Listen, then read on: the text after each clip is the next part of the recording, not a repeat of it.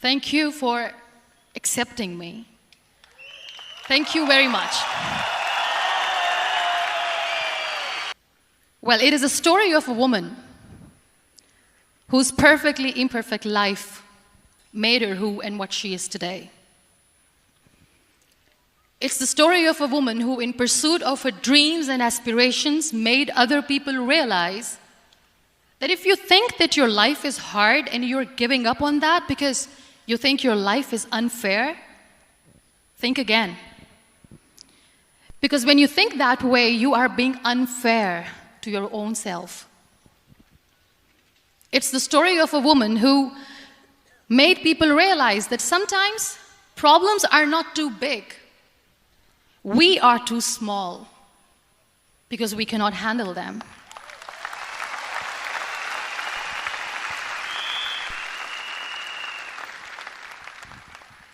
It is the story of a woman who with time realized that real happiness doesn't lie in success, money, fame. It lies within. Real happiness lies in gratitude. So I am here, and I'm going to share the story of that woman. That is my story. The story of gratitude.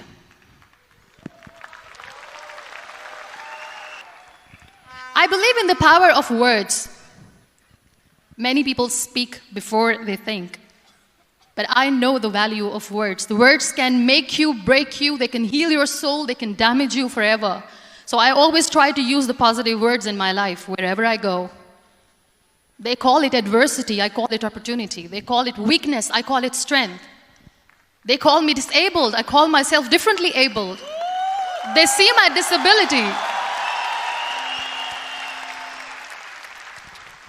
They see my disability, I see my ability.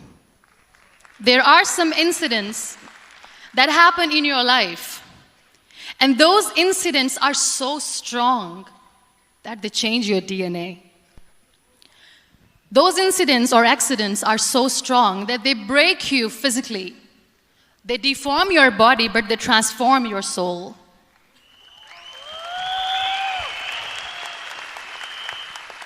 Those incidents break you, deform you, but they mold you into the best version of you. And the same thing happened to me. And I'm going to share what exactly happened to me. I was 18 years old when I got married. And this thing I'm sharing for the very first time on an international level. I was 18 years old when I got married. I belonged to a very conservative family, a Baloch family, where good daughters never say no to their parents. My father wanted me to get married. And all I said was, if that makes you happy, I'll say yes. And of course, it was never a happy marriage. Just about after 2 years of getting married, about 9 years ago, I met a car accident. Somehow my husband fell asleep and the car fell in the ditch. He managed to jump out, saved himself. I'm happy for him. But I stayed inside the car, and I sustained a lot of injuries. The list is a bit long. Don't get scared. I'm perfectly fine now. Radius ulna of my right arm were fractured. The wrist was fractured. Shoulder bone and collarbone were fractured. My whole rib cage got fractured. And because of the rib cage injury, lungs and liver were badly injured. I couldn't breathe. I lost urinary bowel control. That's why I have to wear the bag wherever I go. But that injury that changed me and my life completely as a person and my perception towards living my life was the spine injury. 3 vertebrae of my backbone were completely crushed, and I got paralyzed for the rest of my life. So this accident took place in a far-flung area in the outskirts of a very small province, Balochistan, where there was no first aid, no hospital, no ambulance. I was in the middle of nowhere in that toppled car. Many people came to rescue. They gave me CPR. They dragged me out of the car. And while they were dragging me out, I got the complete transection of my spinal cord. And now there was this debate going on. Should we keep it here? She's going to die. Where should we go? There is no ambulance. There was this four-wheeler Jeep standing in the corner of the street. They said, put her in the back of the Jeep and take her to the hospital, which is 3 hours away from this place. And I still remember that bumpy ride. I was all broken. They threw me at the back of the Jeep and they rushed me to the hospital. That is where I realized that my half body was fractured and half was paralyzed. I finally ended up in a hospital where I stayed for 2.5 months. I underwent multiple surgeries. Doctors have put a lot of titanium in my arm. There's a lot of titanium at my back to fix my back. That's why people in Pakistan call me the Iron Lady of Pakistan.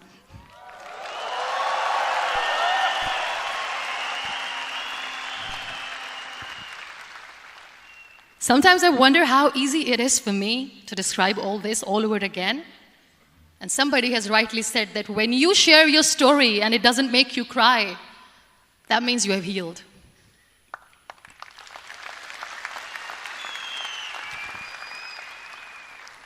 Those 2.5 months in the hospital were dreadful.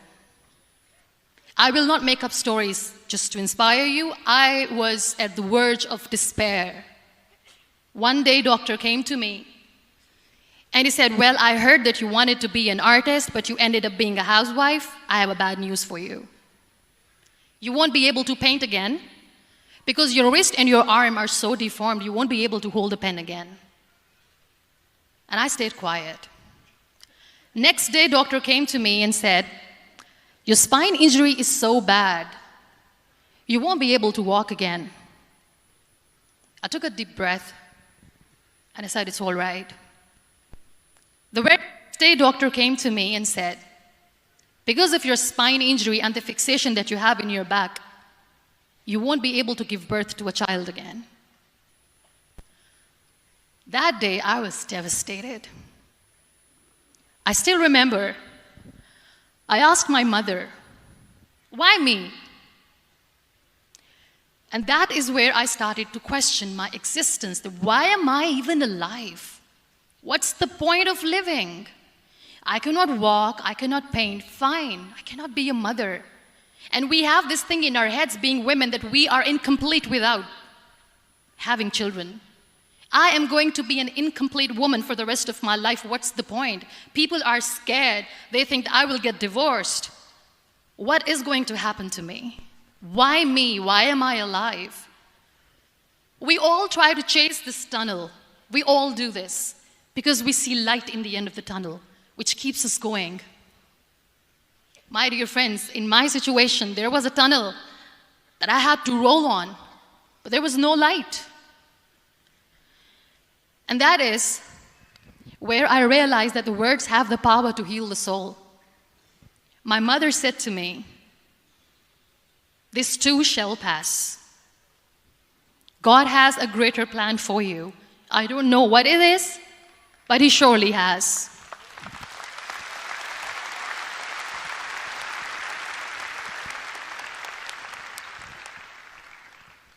And in all that distress and grief, somehow or the other, those words were so magical that they kept me going. I was trying to put that smile on my face all the time, was hiding. It was so hard to hide the pain, which was there. But all I knew was that if I will give up, my mother and my brothers will give up too. I cannot see them crying with me. So what kept me going was, one day I asked my brothers, I know I have a deformed hand, but I'm tired of looking at these white walls in the hospital and wearing these white scrubs. I'm getting tired of this. I want to add more colors to my life. I want to do something. Bring me some colors. Bring me some small canvas. I want to paint. So the very first painting I made was on my deathbed, where I painted for the very first time. It was not just an art piece or just my passion. It was my therapy. What an amazing therapy it was. Without uttering a single word, I could paint my heart out. I could share my story. People used to come and say, "What lovely painting, so much color." Nobody could see the grief in it. Only I could. So that's how I spent 2.5 months in my hospital, crying, never complaining or whining, but painting. And then I was discharged, and I went back home. And I went back home, and I realized that I have developed a lot of pressure ulcers on my back and on my hip bone. I was unable to sit.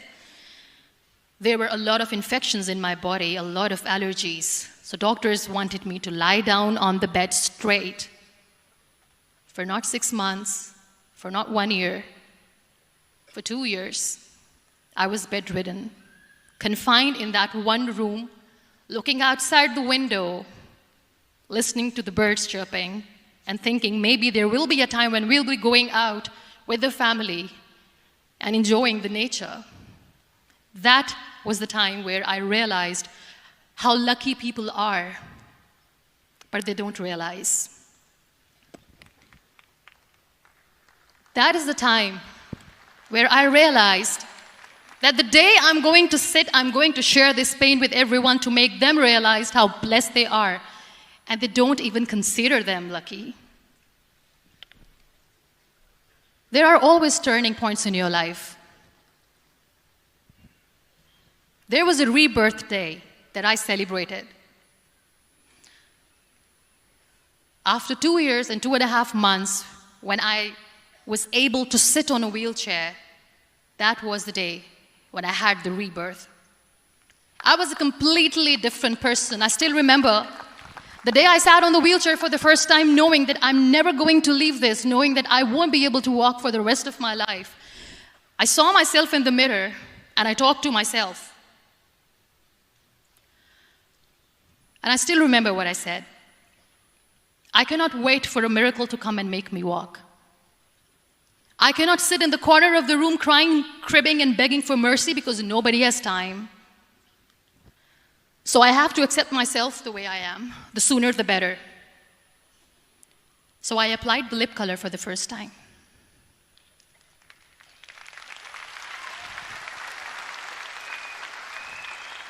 And I erased it. And I cried. And I said, what am I doing? A person on a wheelchair should not do this. What will people say? Clean it up. Put it again. This time I put it for myself. Because I wanted to feel perfect from within.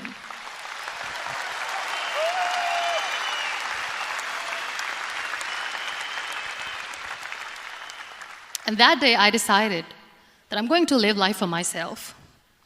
I am not going to be that perfect person for someone. I am just going to take this moment and I will make it perfect for myself. And you know how it all began? That day I decided that I'm going to fight my fears. We all have fears.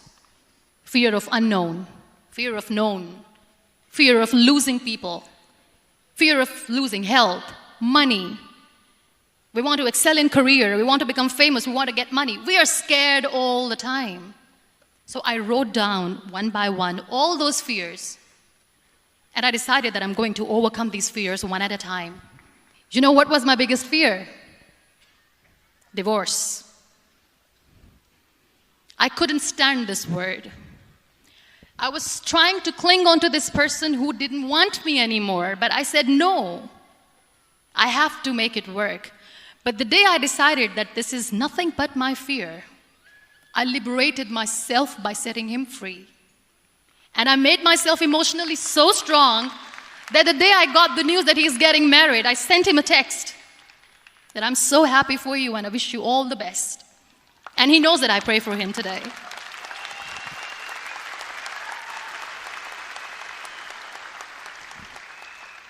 My biggest fear, number 2, was I won't be able to be a mother again. And that was quite devastating for me. But then I realized there are so many children in the world, all they want is acceptance. So there is no point of crying, just go and adopt one. And that's what I did.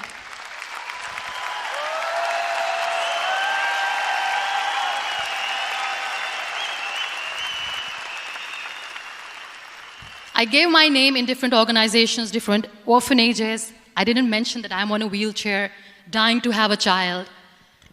So I just told them that this is Muniba Mazari and she wants to adopt a boy or girl, whatsoever, but I want to adopt a kid. And I waited patiently. 2 years later, I got this call from a very small city in Pakistan.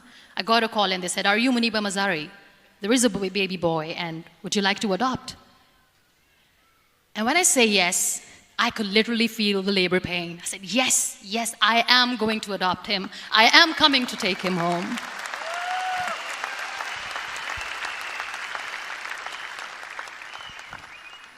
And when I reached there, the man was sitting and he was looking at me from head to toe. And in back of my head, I kept thinking that, oh my God, he is going to say she's on the wheelchair, she doesn't deserve it. How is she going to take care of him? And I looked at him and I said, "Do not judge me because I'm on the wheelchair." But you know what he said? He said, "I know you will be the best mother of this child. You both are lucky to have each other."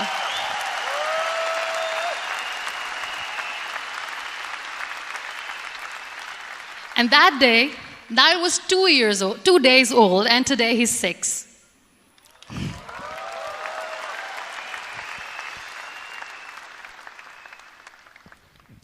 You'll be surprised to know another bigger fear that I had in me. It was facing people. I used to hide myself from people. When I was on bed for 2 years, I used to keep the door closed. I used to pretend that I'm not going to meet anyone, tell them that I'm sleeping. You know why? Because I couldn't stand that sympathy that they had for me. They used to treat me like a patient. When I used to smile, they used to look at me and say that, "You're smiling, are you okay?" I was tired of this question being asked, "Are you sick?" Well, a lady yesterday at the airport asked me, "Are you sick?" And I said, "Well, besides the spinal cord injury, I'm fine, I guess."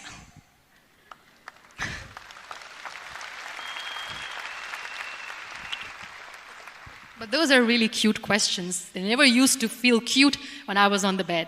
So I used to hide myself from people, knowing that, oh my God, I'm not going to see that sympathy in their eyes. It's all right. And today I'm here speaking to all these amazing people because I have overcome the fear.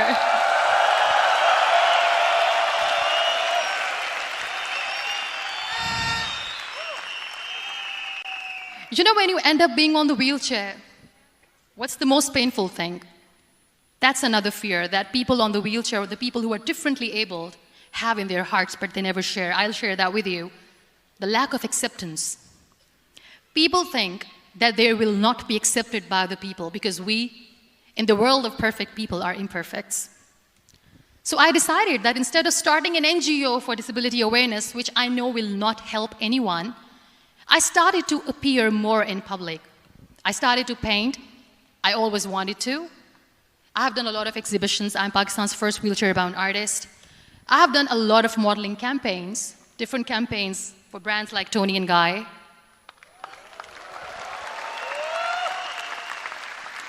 I have done some really funny, breaking the barriers kind of modeling.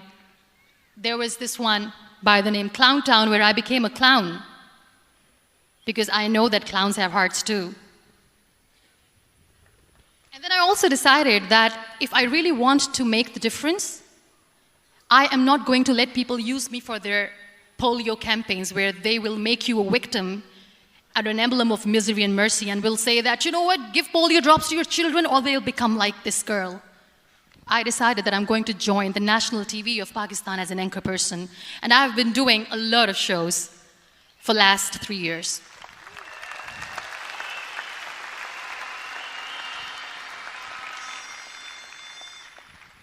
So when you accept yourself the way you are, the world recognizes you. It all starts from within. Thank you. I became the National Goodwill Ambassador for UN Women Pakistan, and now I speak for the rights of women, children. We talk about inclusion, diversity, gender equality, which is a must. I was featured in BBC 100 Women for 2015. I'm one of the Forbes 30 under 30 for 2016. No matter how much I say that I couldn't find a hero, so I became one, I still want to recognize those 3 people in my life who literally changed my life completely and I get inspiration from them every single day. Waleed Khan. Many people know about the terrorist attacks in Pakistan. There was this terrorist attack in Army Public School, Peshawar, where these terrorists entered in an examination hall and they killed our children. And in that attack, that day, this beautiful boy, Waleed Khan, who was my hero, my real life hero, was the proctor who was taking care of the students, was keeping an eye on the students. Those barbarians shot him 3 times in the face, 5 times on his body, and he fell down. I was asked that he is in a hospital right now, and you have to go and see him and motivate him and tell him that it's going to be okay. And when I saw Waleed Khan coming on the wheelchair for the first time in front of me, face was all deformed. His leg was fractured, his arm was fractured. He couldn't talk, he lost his teeth. He cannot sneeze, he cannot smell. He cannot eat. And I kept thinking, what should I say? That everything is going to be all right? No, nothing is all right. And while I was juggling with the words, what to say, what not to say, this beautiful child, Waleed Khan, came to me and he said, "Are you Muniba Mazari?" I said, "Yes." He said, "Baji, let's take a selfie." And with that beautiful, toothless smile of Waleed Khan, we took that beautiful selfie that I still have with me. He was in a very bad shape that time. And that is where I realized that when I was thinking too much about his deformities, he's happy with himself. He doesn't even care. Because today he goes in the same school, and when somebody asks him that what happened to your face, why so many scars, you know what he says? "These scars are my medals and I wear them with pride."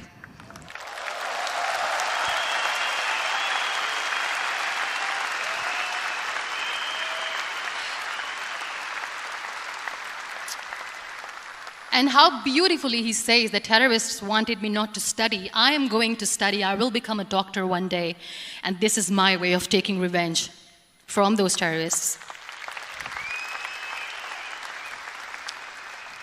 Another real-life hero, of course, my son. His name is Nile, N-I-L-E, River Nile. I learned so much from this kid. The first and foremost thing is patience.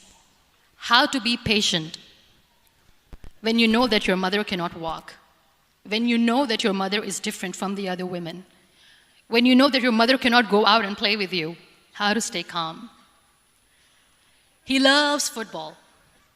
And when we got the very first football, he was 4 years old. He was super excited. I still remember he came in the room and he said, "Mom, let's play football." And he kept the ball in my feet. And he said, "Let's kick it." And that day I felt disabled. I said, "I cannot kick the ball." And I was down with the same face. He looked at me and he said, "Well, that's all right. Your legs are not working, but your hands do. Let's play catch the ball."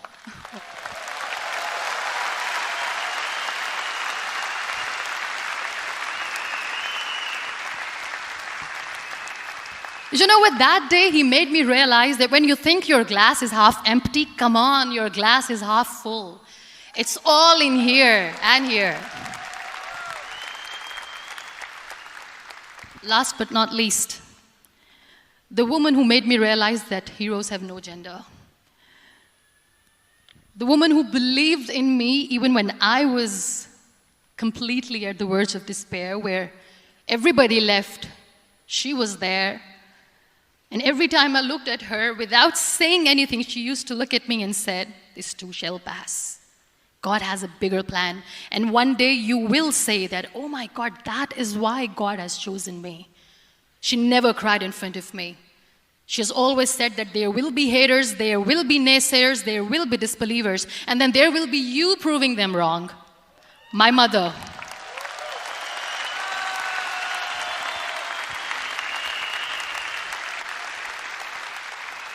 Whatever I am today, I'm nothing without her. I'm nothing without her.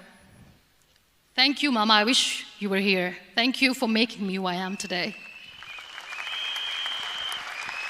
We always expect ease from life.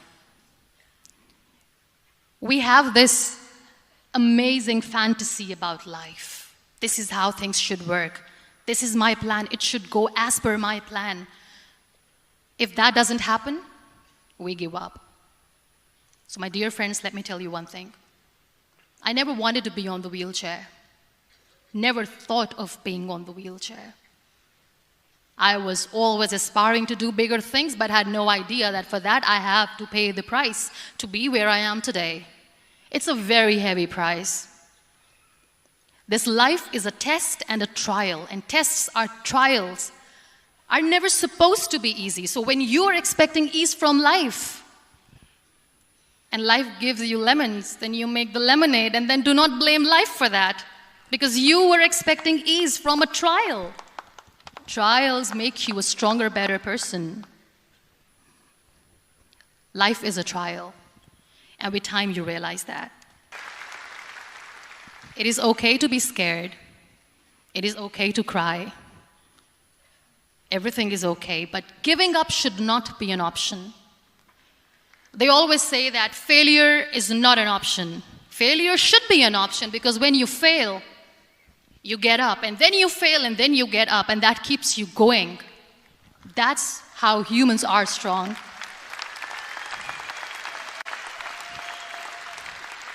Failure is an option, should be an option, but giving up is not. Never. We have this thing in minds. We call it perfection. We want everything perfect. We want ourselves to be perfect. There is this image in our head about everything. Perfect life, perfect relationships, perfect career, perfect amount of money that we need to earn no matter what. Nothing is perfect in this world. We all are perfectly imperfect, and that is perfectly all right. That's all right. We were sent here not to become the perfect people. Those people who tell you how to look perfect, even those people are imperfect. Trying to fight this fear of looking imperfect. I used to be perfect. I still remember. I got this compliment years ago when I used to walk. Oh my God, look at you. You're fair, you're tall, you're perfect. Look at me now. You're still perfect. Only the perfect eyes can see that. Only the perfect eyes will see that. Only the perfect eyes will see that. So yes, in all those imperfections, you have to listen to your heart. You don't have to look good for people. You don't have to be perfect just because other people want you to be perfect. If your soul is perfect from within, that's all right. This is all what you want. This is all what you need to be. You know what makes you perfect? When you make someone smile. You know what makes you perfect? When you try to do something good for the people around you. You know what makes you perfect? When you feel someone's pain. And how beautiful pain is that it connects you with people. There are so many people in the world who are dreaming to live a life that you are living right now. You have no idea. Embrace each and every breath that you are taking. Celebrate your life. Live it. Don't die before your death. We all die.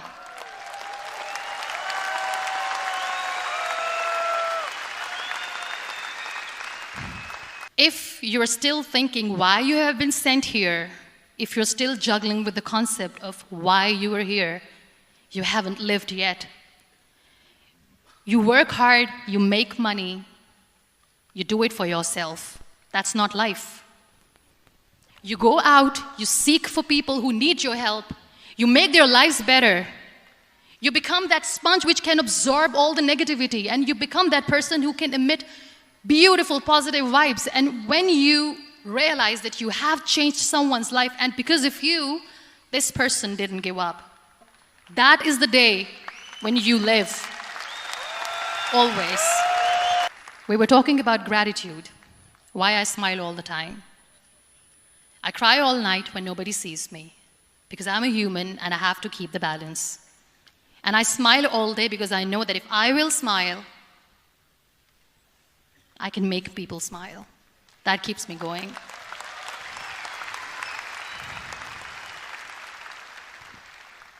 Be grateful for what you have, and you will always, always end up having more. But if you'll cry and if you'll crib for the little things that you don't have or the things that you have lost, you will never ever have enough. Sometimes we are too busy thinking about the things that we don't have that we forget to cherish the blessings that we have. I'm not saying that I'm not healthy and that makes me unlucky, but yes, it is hard. It is hard when I say that I cannot walk. It is hard to say when I wear this bag. It hurts. But I have to keep going, because never giving up is the way to live, always. So I'll end my talk on a very short note. Live your life fully. Accept yourself the way you are. Be kind to yourself. Be kind to yourself. I'll repeat, be kind to yourself, and only then you can be kind to others. Love yourself and spread that love. Life will be hard. There will be turmoils, there will be trials, but that will only make you stronger. Never give up. The real happiness doesn't lie in money or success or fame. I have this all, I never wanted this. Real happiness lies in gratitude. So be grateful, be alive, and live every moment. Thank you so much, everyone. Thank you.